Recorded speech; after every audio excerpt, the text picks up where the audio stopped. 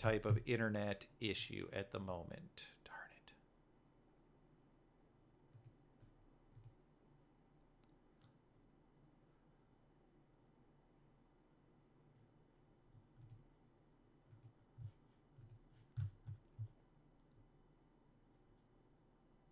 Okay, I think I am back. Let me make sure. Hopefully that is going to show up the way I expect it to.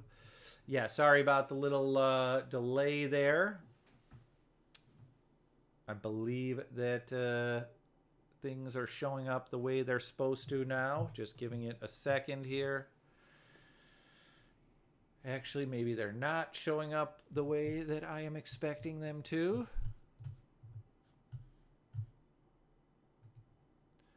Let me try again here. There we go. Okay, sorry about that, everybody. So yeah, yeah. To be perfectly honest with you, this may now be a separate stream. I'm just not sure. To be perfectly honest with you, I'm not knowledgeable enough on Twitch to know if I just if this is going to be all one continuous stream or if I just lost the stream and now it's a new one. Let me check my Twitter here. Perhaps someone on Twitter might have mentioned to me.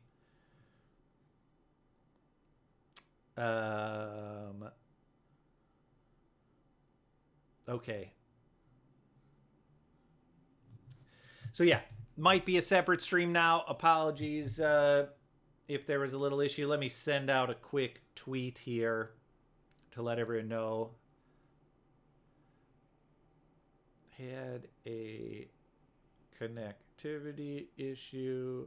Stream is back on. Join here. So yeah, apologies for that, everybody. Just going to take a second to send out the message on Twitter just in case there are folks who were looking to watch live. Okay, so hopefully back to where we should be. So where I was before, because I'm not exactly sure where it cut out. Where I was before is I was saying that for uni number 7, that would be 6 gigahertz channels 121 through 185. Those are indoor outdoor. And then for uni 5, channels 1 through 97, because again, those are indoor outdoor. Personally, I do not have, I mean, and not personally, but professionally as well, I just don't have a lot of confidence that those are going to be in a lot of access points because there is no LBT requirement and there is an AFC requirement. Those two factors make me a little bit concerned about whether the indoor-outdoor channels will be used.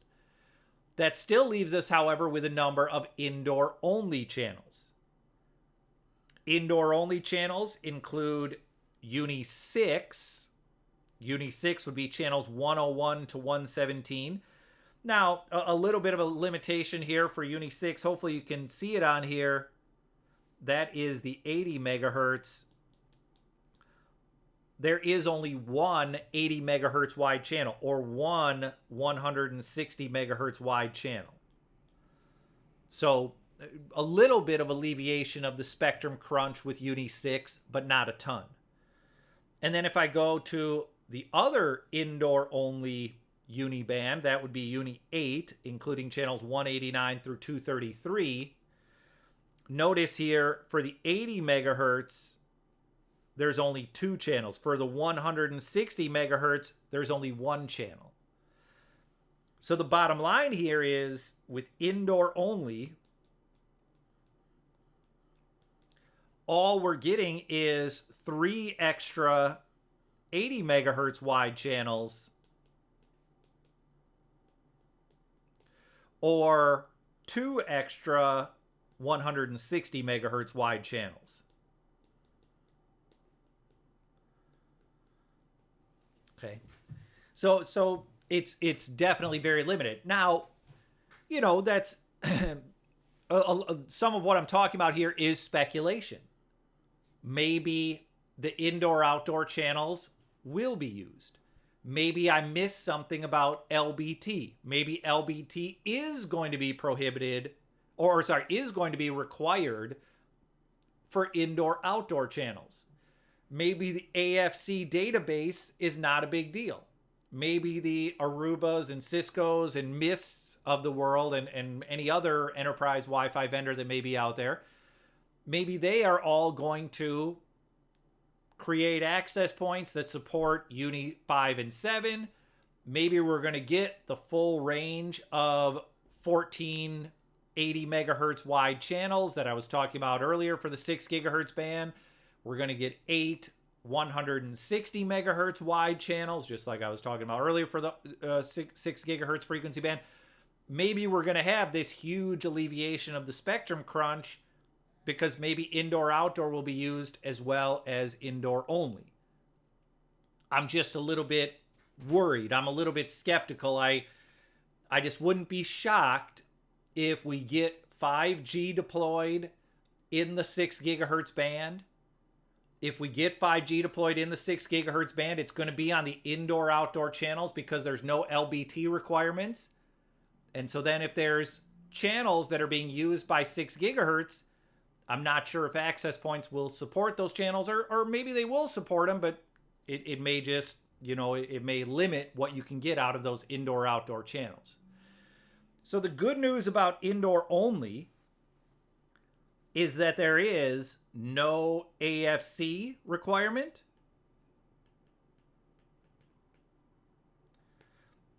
And for indoor only, there is an LBT requirement. Both of these things, I would say, are very, very good news for indoor only. So you have the downside of only having a few channels, of only having 3 channels that are 80 megahertz in width, of only having 2 channels that are 160 megahertz in width.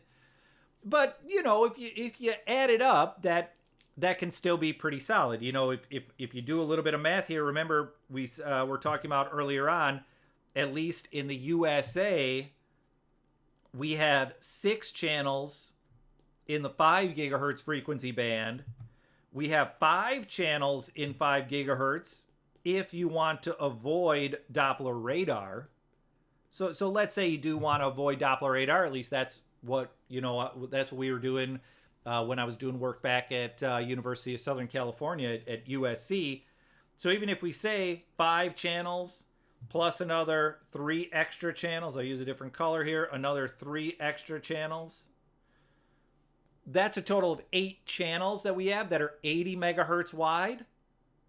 8 channels where the maximum speed, maximum throughput, not just the data rate. Data rate's going to be up near 1,000, up near gigabit per second. Maximum throughput is going to be somewhere in the range of maybe 450 to 500 megabits per second. We have a total of 8 of those channels that could very well be enough. But again, it'd be nice to have more channels. It'd be nice to have the indoor-outdoor channels. There also is a little bit of an extra limitation for indoor only. For indoor only, we have very low PSD maximums. And we haven't gotten to PSD yet. That's what was kind of talked about in the chat area. I realize I'm kind of, I'm an hour and a half in and I'm talking about what might be the headline for some folks. But PSD is something that's a little bit new to the Wi-Fi world, at least a little bit new as far as something that's a major concern. And the PSD maximums are very, very low. Let me go back and give you a little explanation of PSD. PSD is power spectral density. PSD is in units of dBm per megahertz. The way we calculate PSD, again, in units of dBm divided by megahertz, dBm per megahertz, is equal to EIRP minus 10 times the log base 10 of your channel width in megahertz. DTH in megahertz. Okay. So EIRP, that's always in units of dBm. It's your PSD. Your PSD is equal to EIRP, and you may remember from earlier on, EIRP is conducted power. Remember, conducted power is commonly known as transmit power. Conducted power plus your antenna gain plus your MIMO offset. For modern enterprise class access points, the MIMO offset is typically going to be 6 decibels. Most enterprise class access points use 4-stream MIMO. If you do the FCC's calculation to calculate a MIMO offset, 4-stream MIMO means a 6 decibel offset. So it's that EIRP value, that conducted power and antenna gain and MIMO offset, minus 10 times the log of whatever your channel width is. Your channel width in megahertz. For indoor-only Wi-Fi. So indoor-only, remember, is Uni 6 and 8. Indoor-only, now I'm forgetting the channel numbers. I believe it was 101 to 117, if I remember correctly. And then 189 to 233. Still learning these channel numbers, so if I made a mistake there, I'll look it up and correct it. So for these indoor-only channels, for Uni 6 and for Uni 8, for 6 gigahertz channels 101 to 117 and 189 to 233, the PSD limit is 5 dBm per megahertz for access points and -1 dBm per megahertz for clients. Now, if we do a little math on that, remember the standard Wi-Fi channel width is 20 megahertz. So if we do a little math on that, if our channel width is 20 megahertz, the log base 10 of 20 is equal to 13. If our PSD is 5 and our the log base 10 is 1.3. 10 times the log base 10 is equal to 13. My mistake. If the maximum PSD is 5 and the 10 times the log base 10 of the channel width is 13, that would mean that the EIRP is equal to 18. You would just add those two numbers together. And sorry, I had a little error here with my iPad with my little whiteboard drawings. Give me just a minute to get that back up and I'll complete the equation.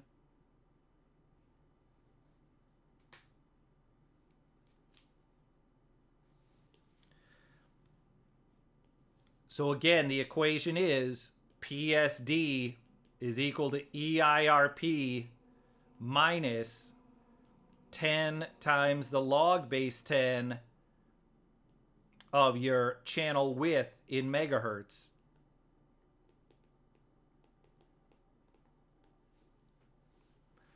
So if your channel width is 20 megahertz, the PSD maximum for an access point is 5. 10 times the log base 10. This is a log base 10. A log base 10 of 20 is 13. And so if you do the math there, your maximum ERP would only be 18 dBm. An 18 dBm EIRP is likely to be about a 9 dBm maximum conducted power. Because again, modern enterprise grade access points are going to use 4-stream MIMO. 4-stream MIMO means that the offset, the MIMO offset, is equal to 6 decibels. And modern enterprise access points are going to have approximately a 3 dBi antenna gain. So 6 decibel MIMO offset plus 3 dBi antenna plus 9 dBm conducted power is equal to 18. 9 plus 6 plus 3 is equal to 18. So if you have a 20 megahertz wide channel, your maximum transmit power, and again, this is all just for the indoor only. This is for channels numbered 101 to 117 and channels numbered 189 to 233. It's only for those channels. Your maximum conducted power is only going to be 9 dBm. 9 dBm conducted power is a real problem. You want access point conducted power to be above client conducted power.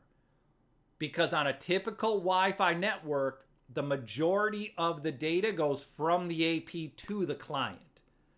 If your network is primarily supporting two-way communication, let's say you really only use your Wi-Fi network for Zoom conferencing, for two-way communication, then you'd want your access point and your client to be at approximately the same conducted power.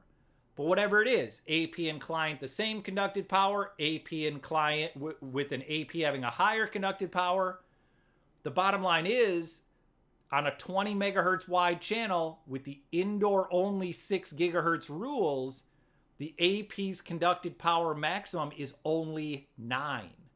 That causes big problems. Number one, most clients don't even go as low as 9. 9 decibels is only 8 milliwatts. It's a very, very, very low conducted power.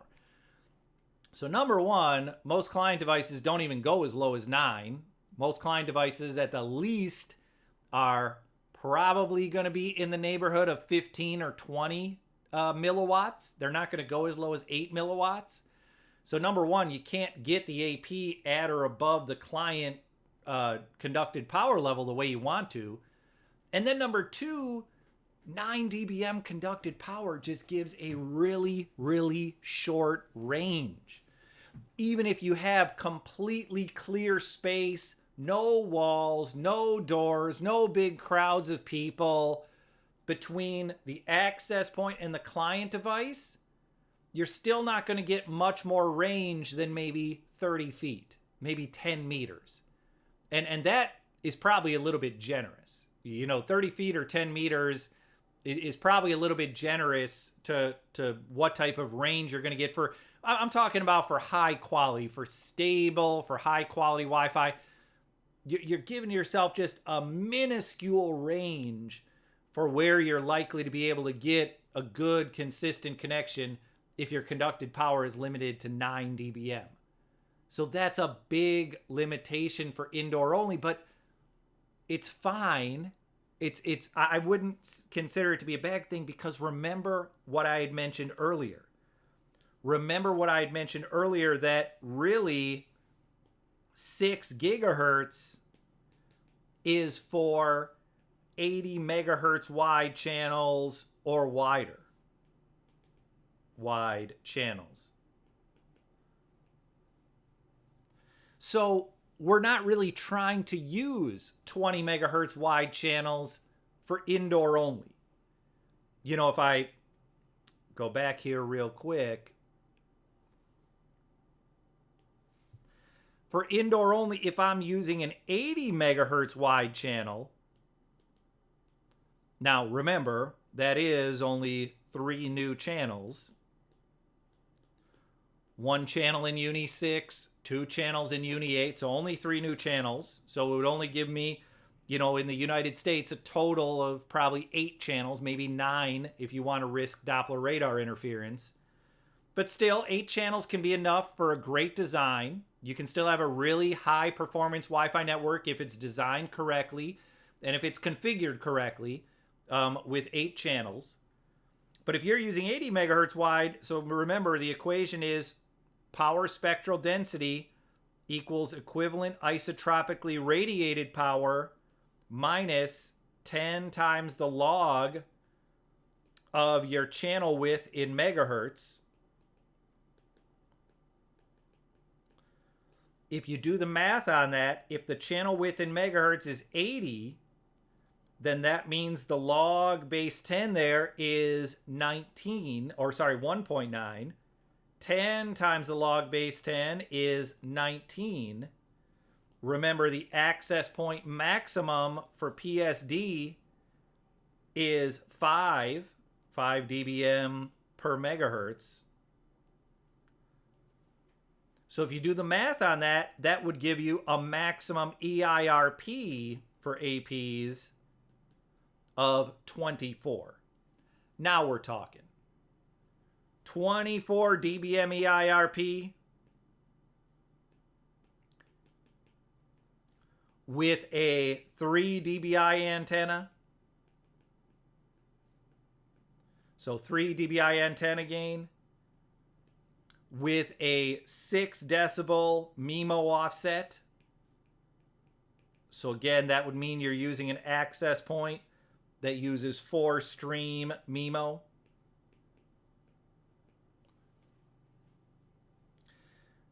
If that's your setup, you're going to get a 15 dBm maximum conducted power.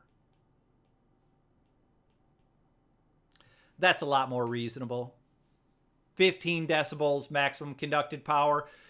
You know, look, the ranges I typically give people are 12 to 19. Have your conducted power as low as 12. If you go much lower than 12, you're taking a risk. I'm not saying it can't work, but I would say typically 12 is a good minimum. 19, I would say, is a good maximum. Really, I like to keep it more to 17, but the reality is, because there are all of these two-way applications out there, the video conferencing stuff, voice calling, things of that nature, that are truly two-way communications, there are a number of Wi-Fi client devices that use transmit power up around 19 decibels. 19 decibels is about 85 milliwatts. So 19 decibels as a maximum, that's 85 milliwatts. 12 decibels as a minimum. If I'm remembering correctly, 12 decibels would be what? About 13 or 14 milliwatts. So 13 or 14 milliwatts as a minimum, 85 milliwatts as a maximum. Having your conducted power in that range between 12 and 19 dBm is what I typically recommend. Now, you know, every site is different, so there may be some sites where you go lower. There may be some sites where 12 is too low of a minimum and you want to be above 12 at all times. I also recommend a uniform transmit power. Pick a number and stick with it. You know, say every access point is going to be 17 dBm or every access point is going to be 13 dBm, whatever the number is. So the bottom line with all of this is 15 dBm is maybe a little bit on the low side. You may run into some cases where you'd prefer to have 16, 17, 18, 19 dBm for the transmit, for the conducted power on your access points. But I would say typically 15 dBm is high enough. So as long as you're using the 80 megahertz wide channel, you can do the 15 dBm. Now, remember, 80 megahertz wide channel would also mean 9 dBm conducted power maximum for 4 stream clients. Actually, for 4 stream clients with 3 dBi antennas. Antenna gain. But the reason why I would say that's probably not an issue, most clients are not 4 stream. Most clients are going to be 2 stream. And for 2 stream clients, the MIMO offset is only 3 dB. So that boosts up the transmit power. That puts you up at 12 dBm transmit power instead of 9. And then most clients are going to have an antenna gain that is very close to 0 dBi. So that's another 3 decibels that the client gets. The client, can go up from 9 to 12 with the MIMO offset being lower, and go from 12 to 15 with the antenna gain being lower. So that's why I say 80 megahertz probably works well for, for Wi-Fi.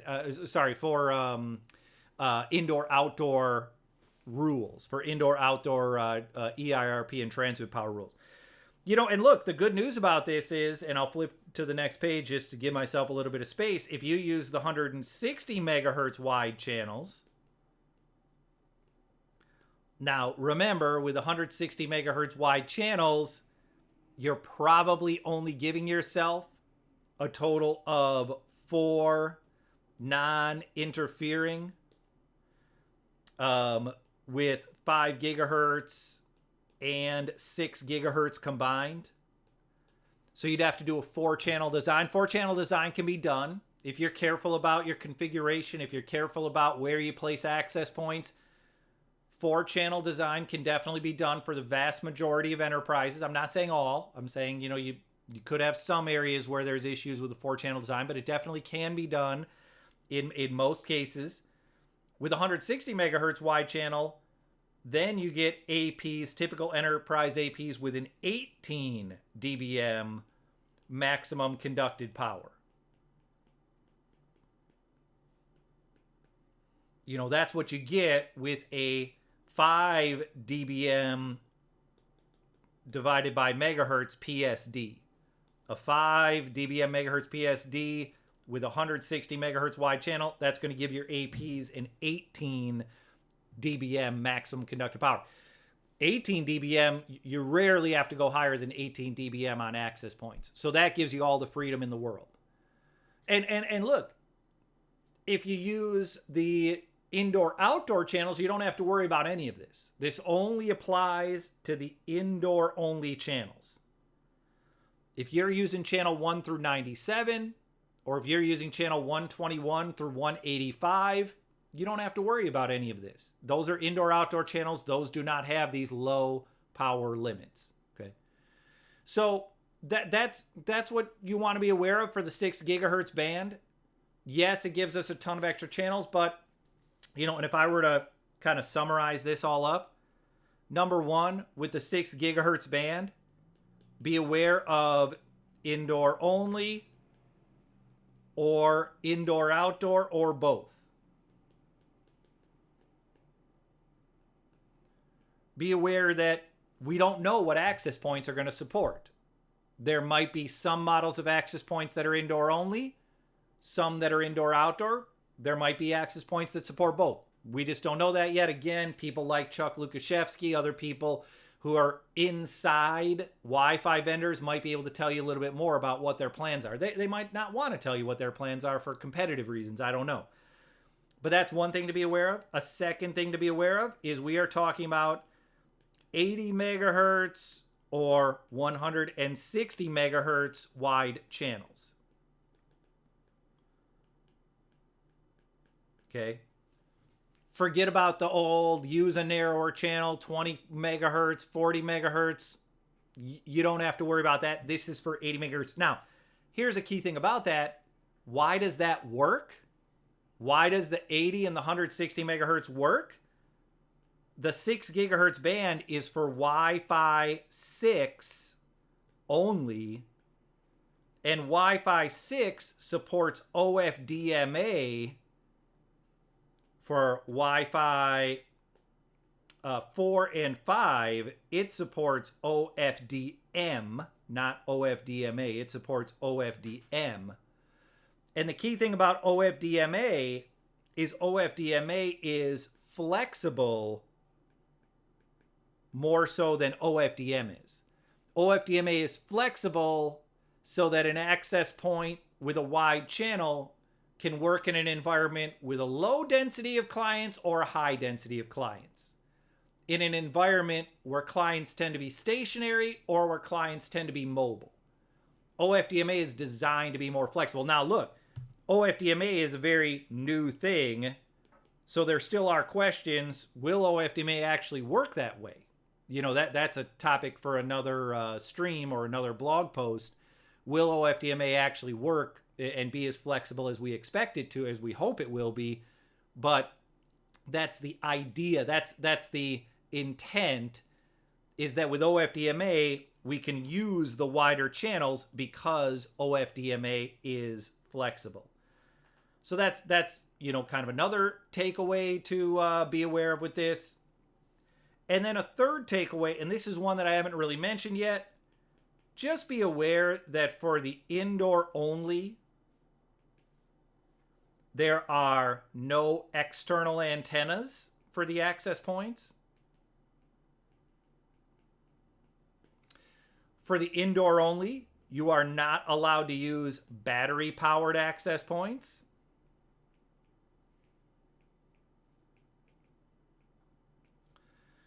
And for the indoor only, you are not allowed to have weatherproof access points. That's in the FCC rules. The FCC states that if you have an access point that supports the indoor only channels, that access point cannot be weatherproof, cannot have an external antenna interface, and cannot be powered up via battery. Okay?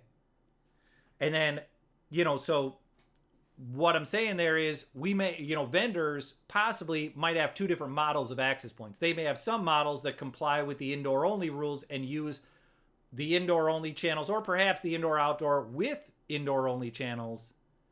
There may be some access points that are weatherproofed or do have external antenna interfaces, etc., that only can use the indoor outdoor channels, that do not use the indoor only channels, that do not use channels 101 through 117 or channels 189 through 233. And then we talked about the limitations for indoor outdoor. Remember, the indoor outdoor channels are channels 1 through 97. Whoops, not through 197, but 1 through 97 and 121 through 185. Whoops. Just be aware, for the indoor outdoor channels, there is no LBT requirement, and therefore we might get some type of 5G interference. Whoops, sorry, I wrote behind my head there. The other set of channels is 121 to 185. So yeah, that's our look at 5G. That's all I have for today. Thank you for sticking with me. I know it's a long stream here. I do have a couple of questions in the chat area, so I want to address those really quickly. Kai Bo San, and apologies if I'm not pronouncing your names in the chat correctly, says maximum EIRP for clients on a 20 megahertz wide indoor only channel, 12 dBm, is referring to client devices, right? Meaning laptops, cell phones, etc. It's, you know, it's a little bit tricky. It's not quite that simple, Kyle. Let me just whiteboard it out very quickly for you. So here's the key. For indoor only and for client devices, so basically this just means not acting as an AP. It can be any form factor you want it to be. It can be a, you know, whatever. It can be a wireless coffee pot. Doesn't matter what it is, but it just cannot be acting as an AP. That's the whole thing that defines a client. Your PSD max is -1 dBm per megahertz. Okay. Now, where I got these numbers from is for a typical, so if I have a 20 megahertz wide channel, that means the maximum EIRP is 12 dBm. And I don't want to re-go through all the math there, but trust me on it. It's going to be a 12 dBm EIRP maximum. However, the value that's important is not EIRP if you're trying to get a stable high-performance network. The important number is conducted power. That's the number where you want the AP and the client to be similar, or the AP to be a little bit higher than the client, or if you're using a two-way application, the AP and the client should be the same. Conducted power is the important one, okay? A typical client is 2-stream MIMO. With 2-stream MIMO, the offset is equal to 3 decibels. A typical client is going to have approximately a 0 dBi antenna gain. With a 0 dBi antenna gain and with a 3 decibel MIMO offset, then your maximum conducted power for a typical client, for a client that has 2-stream MIMO and a 0 dBi antenna, your maximum conducted power is going to be equal to 9 dBm. Because EIRP is just the offset plus the conducted power plus the antenna gain. So 9 plus 3 plus 0. So that's where I was going with the client devices, okay? So the client devices, the non-AP devices, are going to have a 12 dBm EIRP maximum. But what's more important is the conducted power maximum. The conducted power maximum is probably going to be 9 dBm. And then, it looks like you were one step ahead of me there. Kai Bosan mentioning. So if they have a 0 dBi antenna gain and their EIRP is 12. So the only thing you missed there, Kai, was the MIMO offset. Don't forget about the MIMO offset. Most modern clients do use MIMO. If they use 2-stream MIMO, which most of them do, then that's a 3 dBm offset. I know for there are some clients that are 3-stream. I believe that is a 4.25 dB offset.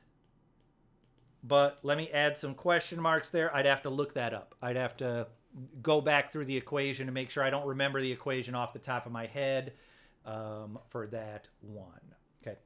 For Manjanith 555 asking about the next stream. I do the streams at 10 a.m. Pacific time every Wednesday. I'm going to try to do another stream on Friday, but typically 10 a.m. Pacific time. So if you're on the East Coast of the United States, that's 1 p.m. If you're in the UK, right now, UK time with the time conversion, that'd be 6 p.m. If you're in Helsinki, where my licorice vodka was from, that'd be 8 p.m. So Wednesdays at 10 a.m. Pacific time. So that's part of the issue there, Kai, is, we'll have to see what those client values are. So yeah, you're exactly right that if the client is complying with these rules, then the client is not going to be able to go above 9 dBm. So that would, you're absolutely right there. That would alleviate the issue of having the client and the access point with not having identical power. So that's a great point, and that's one thing that I did overlook. It still wouldn't alleviate the issue of the short range, of through free space really only having about 10 meters or 30 feet of range when you have conducted power that's that low. But you make a great point there. It would alleviate the problem of the client having a higher output power, a higher conducted power than the AP. So yeah, that was something that I didn't think of before. Yeah, well, but that's the tricky thing, right? Like, as a salesperson, you still have to make the sale. You know what I mean? It's like you worry about overselling after you make the sale. So if you go to someone and you say, okay, it's time to upgrade to Wi-Fi 6, here's what that means. We have, this extra 6 gigahertz, and we have this OFDMA that's more flexible, blah, blah, blah. But you're also going to have to buy twice as many access points. A lot of times you can't even make the sale. Organizations will just say, look, we thought this upgrade was going to be the cost, 1-for-1 upgrade. That was what our budget was for. So we're just going to pass on the upgrade. We don't have a lot of complaints about Wi-Fi 5. We just won't upgrade to Wi-Fi 6 until, things are at a place where either our budget can afford twice as many access points, or, Wi-Fi 6 becomes a technology where we don't need twice as many access points. So that can be the tricky part about the sales process, because I remember when I was in my earlier days working in Wi-Fi, that was always the perception I had is, salespeople want anything that allows them to justify extra APs. But I found this especially in like K through 12 education. Salespeople would say, oh yeah, we want an AP in every classroom.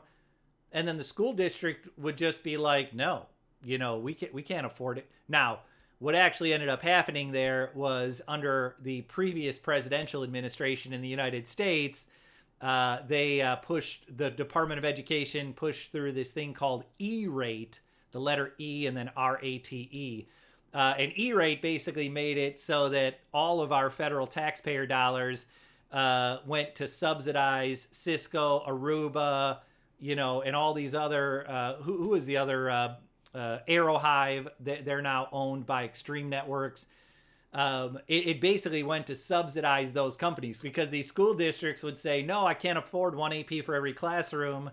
And I might as well just say it. I hate to get political on here, but the Obama administration was like, no, federal taxpayer dollars will cover. And so school districts are like, fine, if the federal government is paying for one AP per classroom, and if Aruba and Cisco and Aerohive, Extreme, Mist, if all these vendors are saying we recommend one AP per classroom, do it, go for it. And so it's actually amazing. I've been to a few K through 12 locations in the LA area, and the sheer number of APs deployed is mind-boggling. I mean, you always see stuff like in the news, oh, school districts, have to, are facing all these cuts, and we're not funding school districts enough, and teacher pay is too low, and they're not getting the benefits they deserve. And all that stuff may be true.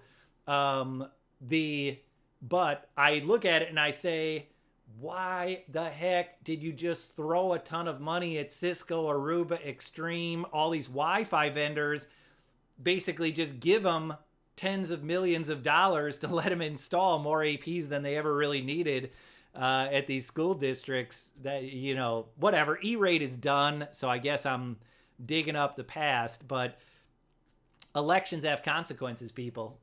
That's all I can say about that. Look, obviously all presidential administrations have a lot of good things, have a lot of bad things, so I'm not trying to demonize one side or the other, but that is just one thing I noticed, is that when it comes to the sales folks, man, in K through 12 education specifically, they did not have this concern that I was talking about with Kai Bosem, that they didn't have to worry about making the sale. It was like, oh, install. Man, you should see the number of APs in some of these high schools, middle schools. It is just from my perspective, incredible the waste that went into it. Okay, I got to wrap it up. I'm getting the signal from elsewhere that I'm way over time. Thank you for joining. And Wednesday, 10 p.m. If you don't already, please follow or subscribe. Appreciate you following or subscribing to the YouTube channel. Appreciate the follows on Twitter. And I will see you possibly before then. If you subscribe, you'll get a little notification whenever I start up a stream, but definitely next Wednesday at 10 a.m.